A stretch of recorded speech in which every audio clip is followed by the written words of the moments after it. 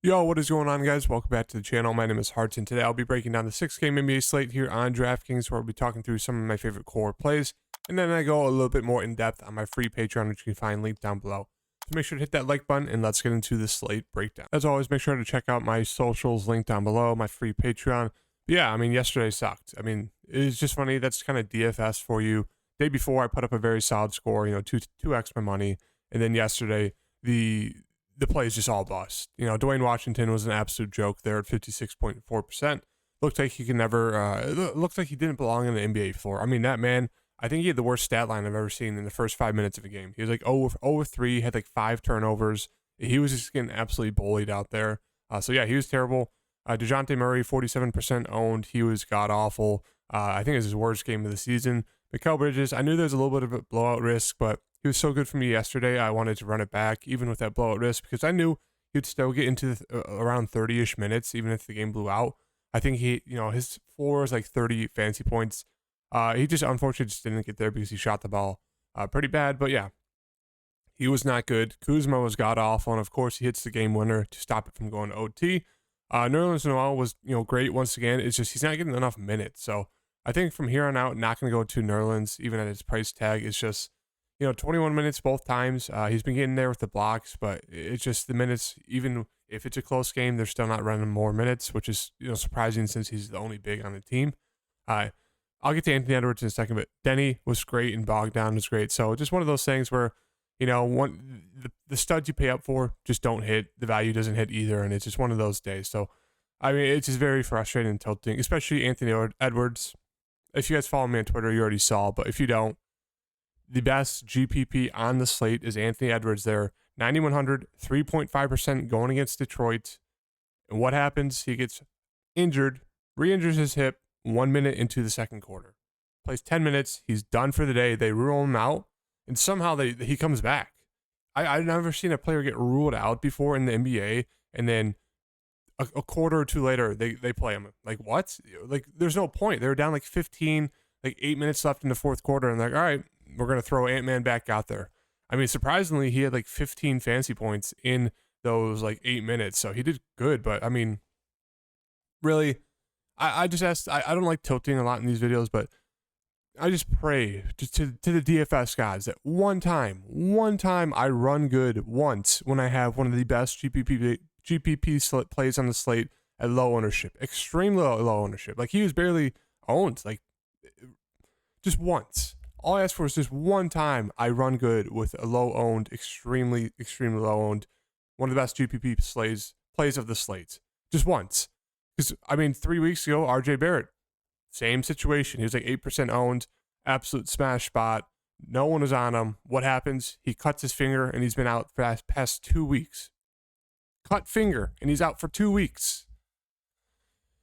It's just stuff like that. It's just frustrating every time. I think it's been like 5 or 10 plus times this season where I've gone to a guy in a smash spot, extremely low ownership, and every time it's either they've gotten injured or the game's blown out, and they just haven't been able to get there. It's super annoying. But then you get guys like Najee Marshall who are like 45% on like a 6-game slate where there's a bunch of good value plays, and he'll go off for like 40, and it's just like, really?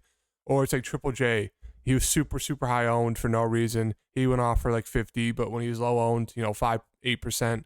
Christmas, he'll go off for like 20. It's just stuff like that. Just super frustrating. I don't like to tilt, but yeah, I just had to get that out there. It's just one time, I just want my low owned superstar plays to actually go off and not get injured. But moving on to this 6-game slate, let's talk through my favorite core plays.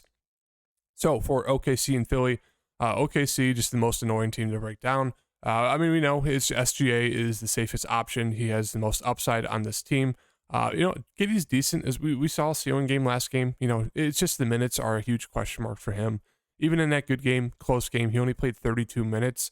The game before that, 26, 37 before that. Obviously, there's some blowouts in there, but 31, 24 minutes are all over the place. He is a guy that, even though he's pretty solid, good. I think he's like third-year man, second-year man. There's just a lot of risk that comes with him just because he could get benched at halftime. So he's just more, a solid GPP play. Not the best matchup here versus Philly. Jalen Williams and the secondary guys, they're fine. Jalen Williams has been pretty consistent recently. Lou Dort feels like it may be $100 to $300 too cheap here.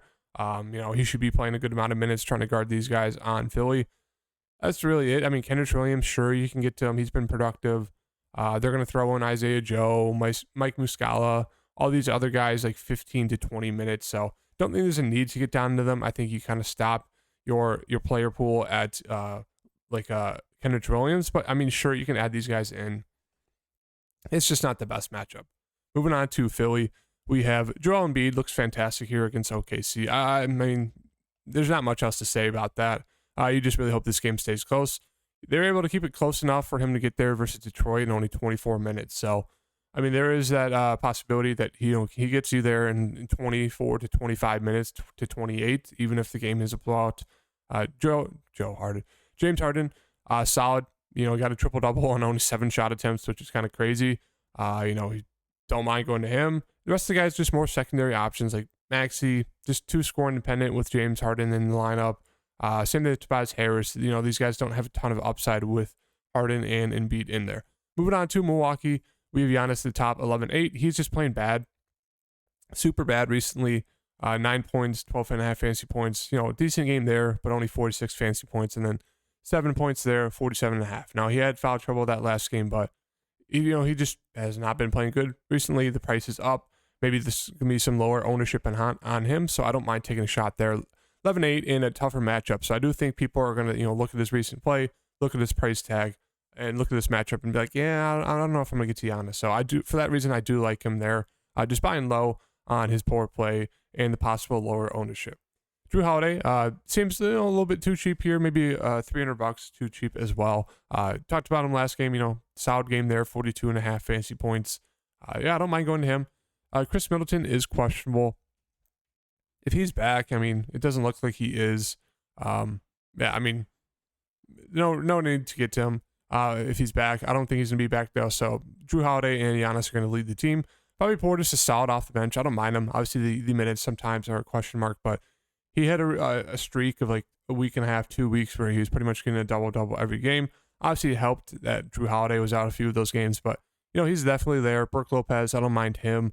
He looks decent. He has upside. So I do think Miami will try to zone Giannis. So I do think Brook Lopez is going to get a lot of looks in the middle. He's pretty solid at getting those little floater shots in the middle, kind of dump off. So I do like Brook Lopez a decent amount here, 5,600, even in going against Bam. Grayson Allen, questionable. If he's out, it should just open up some more minutes for a guy like Connaughton, Carter, and the Ingles.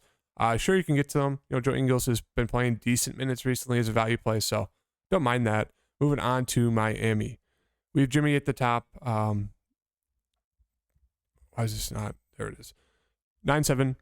Don't mind him. Bam, 9-1 should be probable. It's just the price tags aren't that great on them. Victor, I think he'd be my favorite play there, along with Strus, 5'3" and 5'9". We know they're going to get a ton of minutes. They're going to get a bunch of usage, even with Bam back. It's just I don't love the price tags on Bam or Jimmy.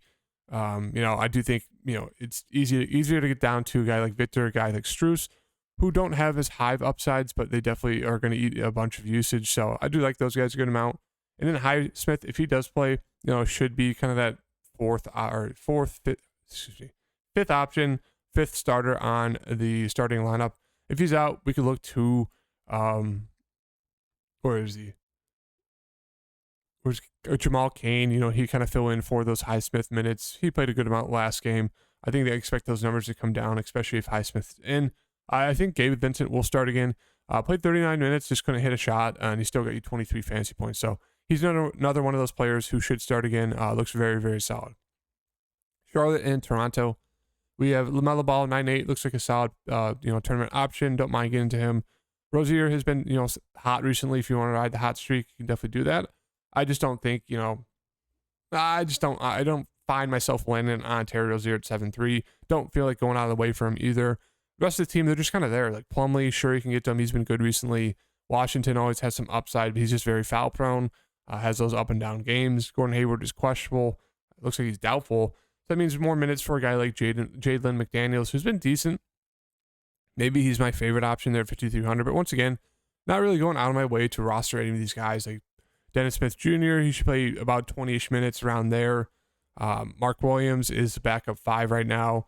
And then Cody Martin, I'll mention him. He's been playing solid minutes. Not a high usage guy, but 33 a flat minimum price. I mean, he's been doing good recently in terms of output. I will mention him as a value please for right now. Toronto side, it's kind of the same matchup as I said, or it's the same matchup, but kind of the same breakdown as I said 2 days ago when they played. Siakam looks great there at 10-3. I mean, he was off to a fantastic start in that first game. I think he had like 24 fantasy points in the first quarter, and then kind of cooled off the rest of the game. But we know he's massive upside. The minutes have been down a little bit on these starting five that last game versus Charlotte, so definitely keep that in mind. But I think it's just more because the bench was actually playing well for the first time in a while, so they just kind of extended them. But yeah, a starting $5 viable, prefer Siakam or Van Fleet. You could get to the rest, but that's really it for me. I don't think there's a need to get down to any of these other guys. Like, sure, Boucher was good in those minutes, but the minutes are just not great on those secondary pieces right now. Moving on to Boston and Brooklyn. Going to be a very popular game to stack. Obviously, on the Boston side, we got Tatum and Brown at their respective price tags. Brown having the bigger game last game with 41 real-life points. Another great matchup here versus Brooklyn, so I don't mind either one of them.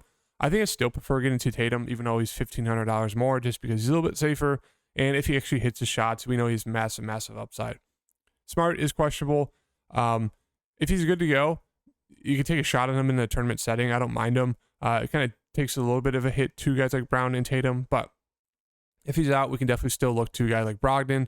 White can kind of fill in those point guard roles. Obviously, White will start. I will like him a good amount here. Same thing with Brogdon off the bench. He'd look very solid. Horford and Robert Williams. If Robert Williams is in, Horford looks decent. If Robert Williams is out, Horford looks pretty solid here at 4,800. I don't mind him. I just prefer getting to White and Brogdon right now, and maybe Marcus Smart. Grant Williams is there. He's been playing a ton of minutes recently, especially if Robert Williams is out. Expect Grant Williams to get at least 25 minutes.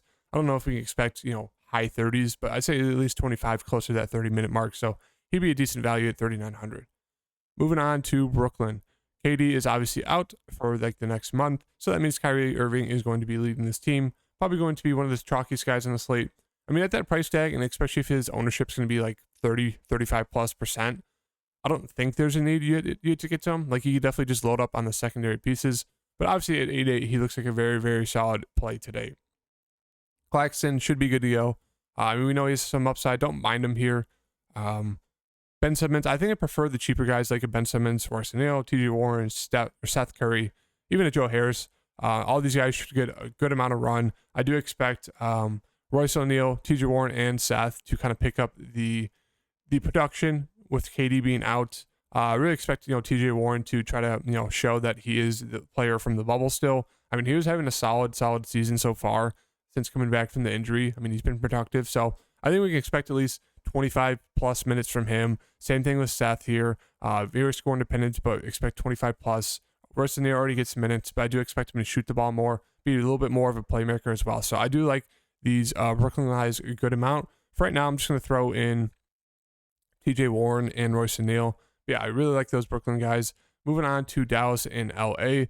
Obviously, if you can pay up for Luka, he looks fantastic here. I think he had a solid game against them on Christmas. 60 fantasy points, but we know it's Luka. He's upside for 100+. I do like Christian Wood a good amount here. He had a fantastic game against the Lakers on Christmas. Went for 62.5 fantasy points. He's always been pretty low owned every slate. I mean, the price tag isn't the best. Maybe that's what's scaring people away, but we know he's 45, 50, 60+ upside if he's hitting the shots, even alongside Luka. So good amount of interest in Wood. And the rest of the team, more secondary plays. There's no need to really land on it. A Dinwiddie, Hardaway. Sure, you can get to these value plays. Bullock should play a good amount, but he's just god awful. Hardy should see 12 to 18 minutes. It would help if it's a blowout, but can't really trust him as of right now. Powell, if he's out, should be more minutes for McGee. If he's in, sure you can land on him, but no real love for him. Lakers side, we have LeBron James 10-9. He looks decent. Should be doing everything for the Lakers. He's been great recently, so don't mind him as a pay-up option at 10-9. Russ, it's just one of those things. It feels a little bit too pricey for me at 8.5. Same thing with Thomas Bryant at 6'9", Schroeder 6'4". It just feels like these Laker guys are really priced up right now, so not a lot of interest for me. Pat Bev is questionable. If he's out, maybe it opens up a few more minutes for a guy like Kendrick Nunn. But Troy Brown Jr. is back as well, so he'll play like mid-20s minutes. You can take a shot on him, but at that price tag, don't think there's a need to. He's a little bit too expensive. So not a lot of interest for me on the Lakers side besides LeBron. Moving on to the last game, Cleveland and Portland. Cleveland side, I like taking a shot on Jaren Allen. I think he'd be my favorite of the starting five, just because he's the cheapest. We know he's a solid upside. Coming off that game where he only played 7 minutes because he just left the game with the illness. That was pretty frustrating because I had him in one of my lineups and on prize picks. But yeah, 6-1. I think it looks very, very solid here versus Portland. We know Nurkic's defense is not the best. So I think he'd be my favorite play, but I don't mind getting to Mitchell Garland or Mobley there. They all look pretty decent. Rest of the team, don't think there's a need to get to Levert at 5.7 coming off the bench. Love at 5,000. Steady, he's always a decent value play. The minutes have been down recently. But that's about it. And then moving on to Portland, Dame is questionable. He's obviously the big question mark. It's going to be one of those things, if you want to get risky, sure. I think it'd be pretty smart to kind of build around the fact that Dame might be out this game. So definitely leave some salary on the table. You can definitely go that route. I think I'm going to do that unless we get the news before these games start that he's going to be in or out. I think that's kind of the route I'm going to go is, hoping he's out.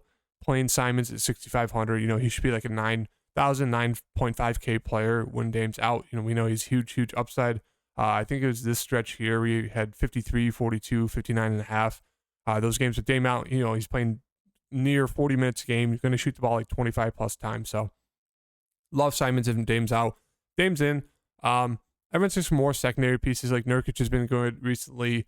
The minutes were down on him in that last game. He had like 20, not 20, but he had like, I think it was like 18 to 19 minutes that first half, had like 35 fantasy points, and then did nothing, absolutely nothing that second half. So everyone else is more secondary plays. Obviously, the big news is just Simon's there and Lillard there for me. Can't even talk. But yeah, that's going to do it for the breakdown. Make sure to follow me on my free Patreon link down below and Twitter for updates to my core plays and my pay-ups. And hit that like button if you guys liked the video, and I'll see you guys in the next video.